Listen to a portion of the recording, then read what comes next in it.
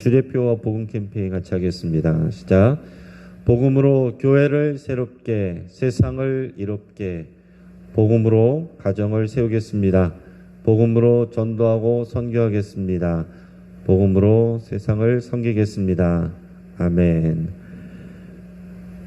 우리 누가복음 17장 15절 16절 우리 세 번 같이 하겠습니다.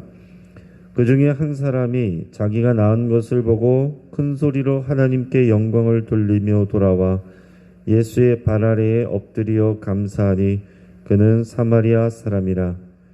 그 중에 한 사람이 자기가 낳은 것을 보고 큰 소리로 하나님께 영광을 돌리며 돌아와 예수의 발 아래에 엎드려 감사하니 그는 사마리아 사람이라. 그 중에 한 사람이 자기가 낳은 것을 보고 큰 소리로 하나님께 영광을 돌리며 돌아와 예수의 발 아래에 엎드려 감사하니 그는 사마리아 사람이라. 아멘.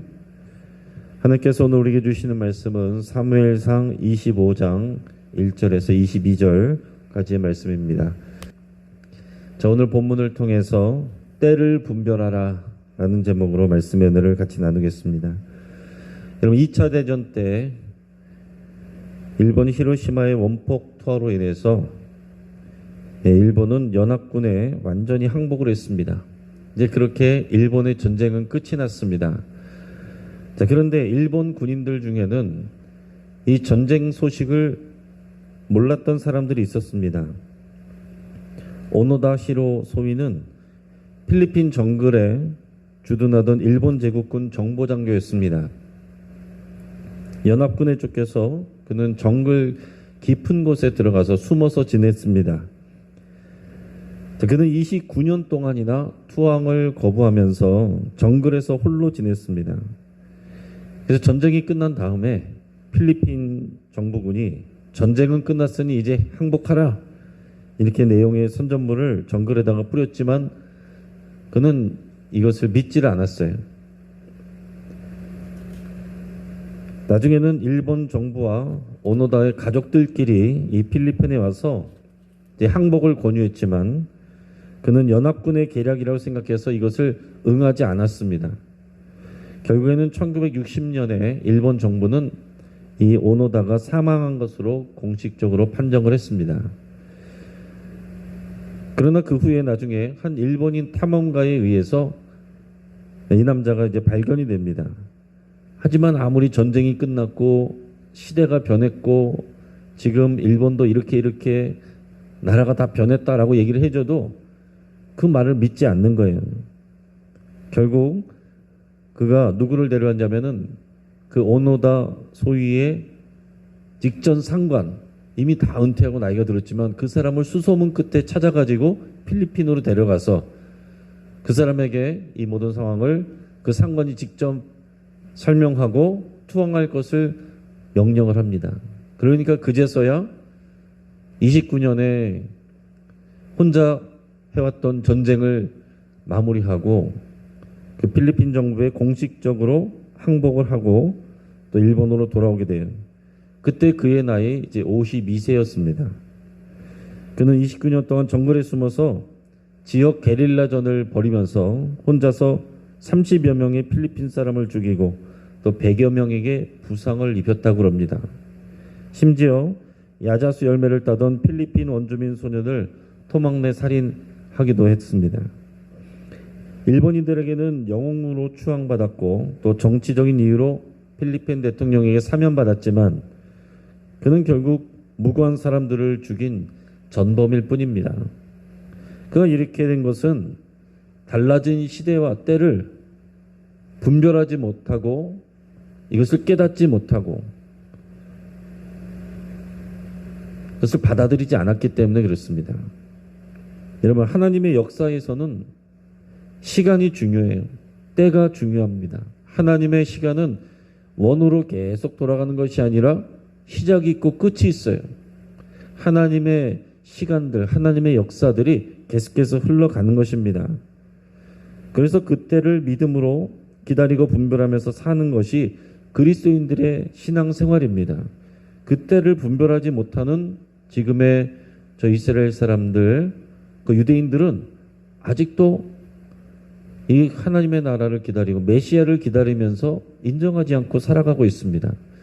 그러나 우리는 이미 그 때가 왔다는 것을 알고 예수님이 이 땅 가운데 오셨다는 것을 알고 이미 신앙생활을 시작한 사람이에요. 그리고 이제 주님이 다시 오실 그 때를 기다리면서 사는 사람들입니다. 우리가 한정없이 그냥 매일매일 아무 생각 없이 살아가는 사람들이 아닙니다. 하나님의 때, 하나님의 시간이 흘러가고 있고 약속된 마지막 때가 오고 있다는 것을 우리가 자각하면서 그래서 주의하며 깨어 있어야 되는 사람들이 바로 우리 그리스도인들입니다. 자, 오늘 본문에서는 하나님의 때가 진행이 되어서 새로운 시대에 들어가고 있는데도 이를 분별하지 못하는 그런 어리석은 사람, 그리고 주변의 지혜로운 사람들을 비교해서 보여주고 있습니다. 자, 새로운 때가 임하는 것을 우리가 보여주는데 1절 말씀을 우리 같이 읽겠습니다. 사무엘의 죽음에 온 이스라엘 무리가 모여 그를 두고 슬피 울며 라마 그의 집에서 그를 장사한지라 다윗이 일어나 바란 광야로 내려가니라. 아멘. 자, 사무엘이 죽었습니다. 그냥 한 사람의 선지자가 죽은 것만이 아니라 이 마지막 사사가 죽은 거예요. 그러니까 마지막 사사의 영향력이 이제 다 끝난 것입니다. 자, 사무엘을 통해서 왕정 시대가 이미 시작이 되었지만은 그러나 사울왕은 하나님 앞에서 실패했습니다. 하나님은 사울왕을 이미 버리셨고 다윗을 선택하셨어요. 우리 오늘 본문 앞에 사무엘상 24장에서 보면 다윗은 자기 자신을 죽이려고 했던 사울왕을 죽일 수가 있었지만 하나님을 경외하는 그 믿음 때문에 사울왕을 살려줬습니다.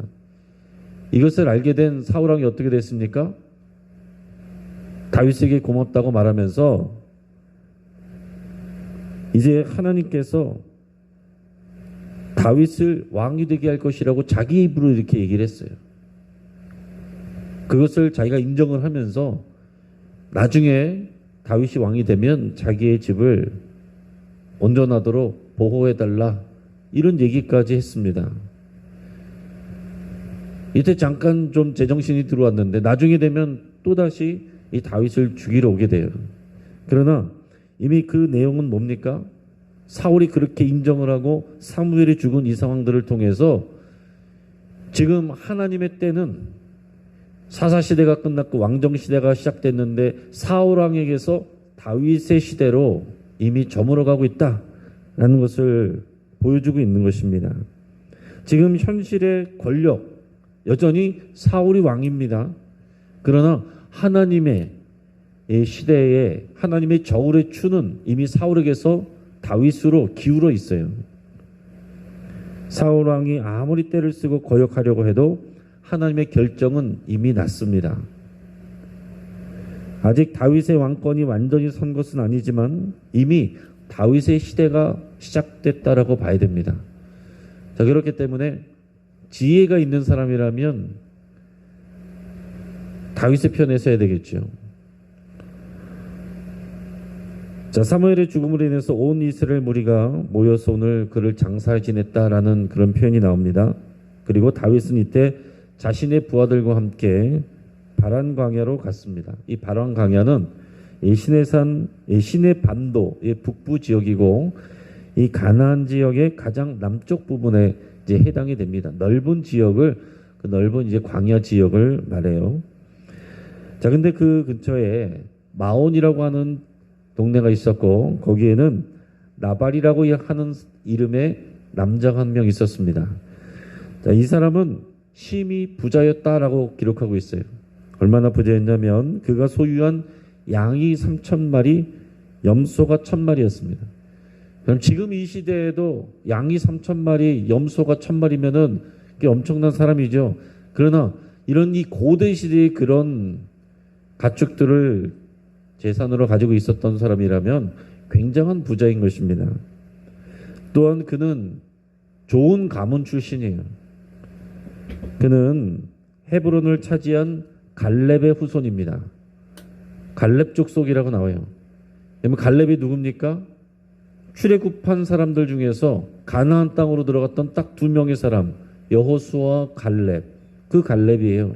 그 갈렙은 나이 들어서 가나안 땅에 들어왔지만은 험악한 산지를 내게 달라고 내가 저기를 개척하겠다고 그렇게 용감하게 얘기했던 사람이고 헤브론 산지를 자기의 땅으로 이렇게 받았습니다. 근데 그 갈렙 족속의 후손이 이 마온이라는 지역에 사는 나발이라는 사람이에요. 나발의 집은 마온에 있었지만 이 갈멜에서 양털을 깎고 있었다라고 그랬습니다. 여러분, 목축업을 하는 사람에게 있어서 양털을 깎는 그 시기는 마치 농부에게 있어서 추수기와 같은 것입니다. 그래서 양털을 깎을 때는 축제가 벌어지고 가난한 사람들에게도 이제 인심이 후해지는, 그 가난한 사람들도 챙겨주고 먹을 것을 주고 또 그런 혜택을 나눠주는 그런 축제 같은 그런 시기입니다. 그래서 이 부자 나발이 양털을 깎는다라는 소식을 다윗이 들었어요. 그 광야 지역에서 근처에 있었습니다. 그리고 다윗은 그의 부하들과 함께 광야 지역에 있으면서 이 나발의 그 하인들이 양떼를 치는 그 지역에 같이 있었어요. 그러나 다윗은 그들에게 해를 끼친 적이 없고 오히려 그들을 지켜줬습니다. 다윗은 그의 부하들과 함께 나발의 하인들과 그 양떼, 그 가축을 지키는 그 일에 도움을 줬다라는 거예요. 자, 그런데 나발이라는 사람이 그 양떼들의 털을 깎는다는 소식을 듣고 다윗이 사람들을 보내서 먹을 것을 좀 가져오게 했습니다. 우리 4절에서 8절까지 말씀을 우리 같이 읽겠습니다. 다윗이 나발이 자기 양털을 깎는 다음을 광야에서 들은지라 다윗이 이에 소년 10명을 보내며 그 소년들에게 이르되 너희는 갈멜로 올라가 나발에게 이르러 내 이름으로 그에게 문안하고 그 부하게 사는 자에게 이르기를 너는 평강하라 내 집도 평강하라 내 소유의 모든 것도 평강하라 내게 양털 깎는 자들이 있다 함을 이제 내가 들었노라 내 목자들이 우리와 함께 있었으나 우리가 그들을 해하지 아니했고 그들이 갈멜에 있는 동안에 그들의 것을 하나도 잃지 아니했나니 내 소년들에게 물으면 그들이 네게 말하리라 그런즉 내 소년들이 네게 은혜를 얻게 하라 우리가 좋은 날에 왔은즉 내 손에 있는 대로 내 종들과 내 아들 다윗에게 주기를 원하노라 하더라 하라. 아멘. 자, 그런데 나발은 이 다윗을 공개적으로 무시를 했습니다. 그리고 그의 부하들을 빈손으로 보냅니다. 우리 10절 11절 우리 같이 읽겠습니다. 나발이 다윗의 사원들에게 대답하여 이르되 다윗은 누구며 이 세 아들은 누구냐 요즘에 각기 주인에게 억지로 떠나는 종이 많도다. 내가 어찌 내 떡과 물과 내 양털 깎는 자를 위하여 잡은 고기를 가져다가 어디서 왔는지도 알지 못하는 자들에게 주겠느냐 한지라. 자, 나발이라는 사람이 다윗을 어떻게 대했냐면은 그저 주인에게서 도망친 종처럼 이렇게 대하고 무시를 했어요. 자, 지금 하나님의 이 손이, 하나님의 역사가 사울을 이미 버리고 다윗을 선택하고 다윗의 시대가 이미 시작되었는데 나발은 이것을 모릅니다. 분별할 줄 몰라요. 지금 현실의 눈에 보이는 권력은 여전히 사울 왕이기 때문에 그는 사울 왕에게만 인정을 받으려고 그러지 다윗은 무시하고 있어요. 다윗은 이 소식을 듣고 분노해서 부하 200명은 남겨두고 나머지 400명 부하를 데리고서 나발의 집을 치러 떠납니다. 사실 이것도 좀 오버한다는 생각이 들죠. 뭐 그렇게까지 할 일이 있는가? 그러나 이것은 아무튼 다윗이 굉장한 모욕감을 느끼고 이 나발의 집을 치러 가고 있어요. 자, 나발은 자신의 무지함과 완고함으로 인해서 지금 큰 위기에 처하게 됐습니다. 그래서 오늘 우리가 이 본문 말씀을 나눌 때 오늘은 이 때를 분별하는 것과 연관해서 할 때 이 다윗의 행동에 대해서는 우리가 판단하는 것을 지금 유보하고 이 나발과 그의 주변 사람들의 그 상황들과 행동을 우리가 눈여겨볼 수 있기를 바랍니다. 그러니까 나발은 지금 자신의 때 이 상황이 돌아가는 이 시대를 읽지를 못하고 하나님의 마음이 어디로 가 있는지를 알지 못하고 눈에 보이는 현실 권력에만 잘하려고 하다가 죽게 되었다라는 것입니다. 그의 집이 다 망하게 생기는 그런 위기에 처하게 됐다는 거예요. 자, 하지만 나발의 주변 사람들 중에서는 상황 파악을 잘하는 지혜로운 사람들이 있었습니다. 오늘 14절에서 17절까지 읽겠습니다. 하인들 가운데 하나가 나발의 아내 아비가일에게 말하 이르되 다윗이 우리 주인에게 문안하러 광야에서 전령들을 보냈거늘 주인이 그들을 모욕하였나이다. 우리가 들에 있어 그들과 상종할 동안에 그 사람들이 우리를 매우 선다했으므로 우리가 다치거나 잃은 것이 없었으니 우리가 양을 지키는 동안에 그들이 우리와 함께 있어 밤낮 우리에게 담이 되었음이라. 그런즉 이제 당신은 어떻게 할지를 알아 생각하실지니 이는 다윗이 우리 주인과 주인의 온 집을 해하기로 결정하였음이니이다. 주인은 불량한 사람이라 더불어 말할 수 없나이다 하는지라. 자, 나발에게 하인들이 여러 명 있었을 거예요. 그런데 지금 이 상황 파악을 한 사람은 한 명이었어요. 그리고 중요한 것은 상황 파악을 한 사람이 한 명이라도 있었다는 게 중요합니다. 이 지혜로운 종이 상황 파악을 할 수 있었던 이 센스 있는 종 때문에 이 집안이 사는 거예요. 자, 이 하인은 나발의 아내 아비가일에게 얘기를 했습니다. 지금 다윗이 나발에게 모욕을 당하고서 그가 분노하여 자신의 군대를 데리고 그 부하들을 데리고 이 온 집을 나발과 온 집을 해하려고 이곳으로 오고 있다라고 얘기를 해줬어요. 자, 이 말을 나발에게 하지 않고 그의 아내인 아비가일에게 왜 했겠습니까? 오늘 방금 읽은 말씀의 17절에 보면 하인이 자신의 주인 나발에 대해서 뭐라고 표현하면 주인은 불량한 사람이라 더불어 말할 수 없나이다. 이게 무슨 얘기입니까? 나발은 교만하고 마음이 완고해서 남의 말을 듣지 않는 사람이에요. 자기는 부자죠. 그리고 좋은 가문의 사람이죠. 하인도 많죠. 뭐 아쉬운 게 없습니다. 다윗도 우스워 보이는 거예요. 그러니까 뭐 하인들의 이야기를 평상시에 귀담아 듣는 사람이 아닌 겁니다. 그 아랫사람들을 무시하고 함부로 대했겠죠. 도저히 말이 통하는 사람이 아니다라는 거예요. 얘기해봤자 말이 안 통할 거고 뻔히 그냥 이 상황을 무시할 거고 그럼 우리는 다 죽게 됩니다. 이 소식을 아비가일에게 얘기를 한 거예요. 자, 이 하인은 양을 치던 이 들판에서 다윗을 가까이 봤을 것이고 그렇기 때문에 그런 상황들을 그런 흐름들을 읽고 느낄 수가 있었던 것입니다.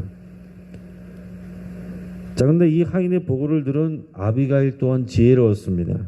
18절에서 22절까지 말씀을 우리가 읽겠습니다. 아비가일이 급히 떡 200덩이와 포도주 2가죽 부대와 잡아서 요리한 양 5마리와 볶음곡식 5새와 건포도 100송이와 무화과 뭉치 200개를 가져다가 나귀들에게 싣고 소년들에게 이르되 나를 앞서가라. 나는 너희 뒤에 가리라 하고 그의 남편 나발에게는 말하지 아니하니라. 아비가일이 나귀를 타고 산 호젓한 곳을 따라 내려가더니 다윗과 그의 사람들이 자기에게로 마주 내려오는 것을 만나니라. 다윗이 이미 말하기를 내가 이 자의 소유물을 광야에서 지켜 그 모든 것을 하나도 손실이 없게 한 것이 진실로 허사라. 그가 악으로 나의 선을 갚는도다. 내가 그에게 속한 모든 남자 가운데 한 사람이라도 아침까지 남겨두면 하나님은 다윗에게 벌을 내리시고 또 내리시기를 원하노라 하였더라. 아멘. 자, 이 아비가일은 굉장히 지혜로운 사람이었어요. 이 얘기를 귀담아서 들었습니다. 종의 이야기지만 그 얘기를 귀담아 들었어요. 그리고 자신이 지금 뭘 해야 되는지 정확히 판단을 했어요. 다윗을 달래줘야 되는 거죠. 이 추수철과 같은 이 양털 깎는 시기에 그들에게 선대하지 아니하고 그들에게 먹을 것을 주지 아니해서 그들의 화를 돋궜기 때문에 그들을 모멸했기 때문에 그들을 다윗 일행에게 줄 이 음식들을 아주 풍성하게 급히 준비를 해서 챙겨가지고 다윗을 향해 떠납니다. 떠나면서도 나발에게는 얘기를 하지 않았어요. 이 얘기가 통하는 사람이 아니니까요. 만약에 얘기를 했으면 어떻게 됐겠습니까? 화를 내면서 아마 나발이 못 가게 했을 것입니다. 그러면은 나발도 죽고 그의 온 집안 남자들은 다 죽는 거예요. 이 아비가일은 이 자신의 집을 살리기 위해서 이 상황을 빨리 판단하고 필요한 것들을 준비해서 여기서 말하는 소년들은 다 이제 좀 주로 이 청년들을 얘기합니다. 그런 이제 집안의 하인들을 내리고서 그들을 앞세워 가지고 급히 떠났어요. 그리고 마침 이 집을 향해서 오는 다윗의 일행을 만나게 됩니다.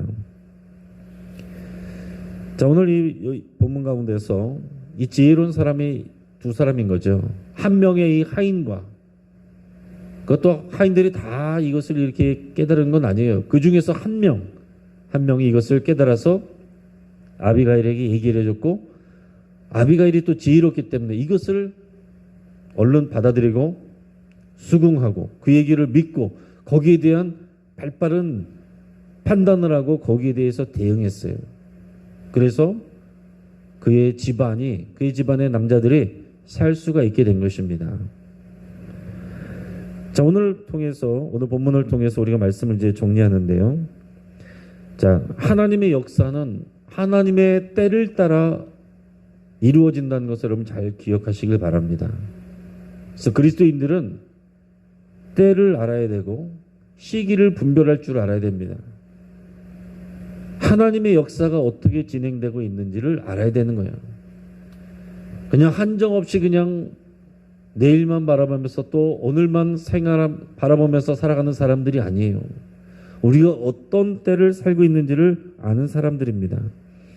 여기 나오는 나발은 이미 사울의 시대가 저물고 다윗의 시대가 시작되고 있는데도 불구하고 전혀 상황 파악을 하지 못하고 있습니다. 그는 하나님이 선택하신 다윗을 멸시했고 그로 인해서 그 자신과 그의 온 집안이 망할 수 있는 그런 위기에 빠지게 됐어요. 그러나 나발의 한 하인과 아비가일이 이 상황을 읽고 재빠르게 대처함으로 인해서 그의 온 집안이 구원을 받았습니다. 여러분 오늘 이 시대에 우리도 마찬가지입니다. 우리는 이미 시작된 하나님의 나라를 살고 있어요. 그러나 아직 다 이루어지진 않았습니다. 자, 쉽게 얘기해서 예수님이 이미 오셨어요. 그래서 예수님이 오셔서 예수님의 시대가 시작이 되었습니다. 그러나 이 시대의 완성은 지금 다 이루어진 건 아니고 예수님이 다시 오실 때 완전히 이루어지는 거예요. 그래서 우리가 그런 표현을 많이 들어보셨을 텐데 이미 그러나 아직 이게 이 시대를 살아가는 우리들의 그런 시대의 상황입니다. 하나님의 나라가 예수님은 때가 찼고 하나님의 나라가 가까이 왔다 그랬고 제자들에게 너희가 내 이름으로 이 귀신을 쫓아내는 것이면 이미 하나님의 나라가 왔다라고 표현을 했어요. 주님의 나라가 하나님의 나라가 이미 이 땅에 왔어요. 새로운 시대가 도래했습니다. 그것을 예수님이 이미 2022년 전에 이 땅에 오셔서 선포를 하신 거예요. 그러나 주님이 다시 오신다 그랬고 요한계시록에 보면 새하늘과 새 땅이 이 땅에 온다라고 그랬어요. 하나님의 나라가 온다라고 그랬습니다. 그래서 우리가 주기도문을 할 때도 아버지의 나라가 오게 하시며 이런 주기도문 할 때마다 우리는 이 고백을 하면서 아버지의 나라, 하나님의 나라가 완전히 임하기를 기도하고 있는 거예요. 그러나 예수님은 이미 하나님의 나라가 왔다라고 그랬고 우리는 이미 시작됐지만 아직 이루어지지 않은 그 중간 속에서 살아가고 있다라는 얘기예요. 그러나 우리는 이 땅에 눈에 보이는 상황들만 보면서 살아가는 것이 아니라 이 땅 속에서 이미 시작된 하나님의 나라를 살아가는 사람들이라는 것입니다.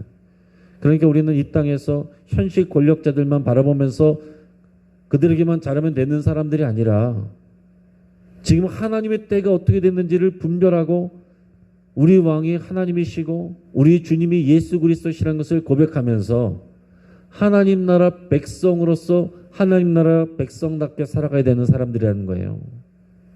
이거를 분별하지 못하면 하나님의 말씀이 귀에 들어오지 않는 완고하고 불량한 나발과 같이 되는 것입니다.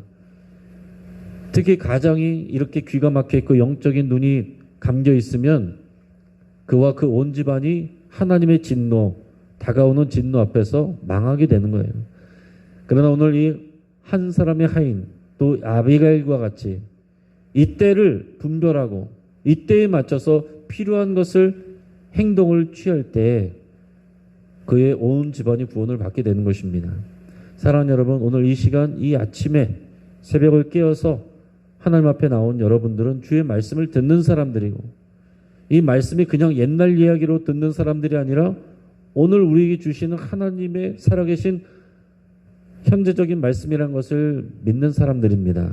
이 말씀을 들을 때에 여러분들이 이 상황을 이 말씀을 통해서 깨달으시고 주님의 말씀 이미 시작되었으나 아직 이루어지지 않은 이 상황 가운데서 아버지의 나라가 오기를 기도하며 아버지의 나라의 백성으로서 어떻게 살아가야 되는지를 생각하고 결단하여 그 믿음으로 대처하여서 그래서 여러분뿐만이 아니라 여러분 가정을 구원하고 여러분의 가문을 구원하고 여러분 살아가는 공동체 사람들을 구원해내는 그런 지혜로운 사람 되시기를 때를 분별하는 사람 되시기를 주의 이름으로 축복합니다. 같이 한번 기도하겠습니다.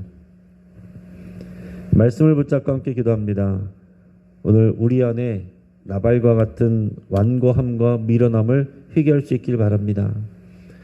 계속해서 우리 성령님을 통해 또 종들을 통해 하나님이 말씀하고 계십니다. 여러 상황과 사건들을 통해 하나님은 끊임없이 우리에게 말씀하고 계시는데 귀를 닫고 눈을 감고 있었던 완고한 우리의 모습들이 있었다면 여러분 회개할 수 있길 바랍니다.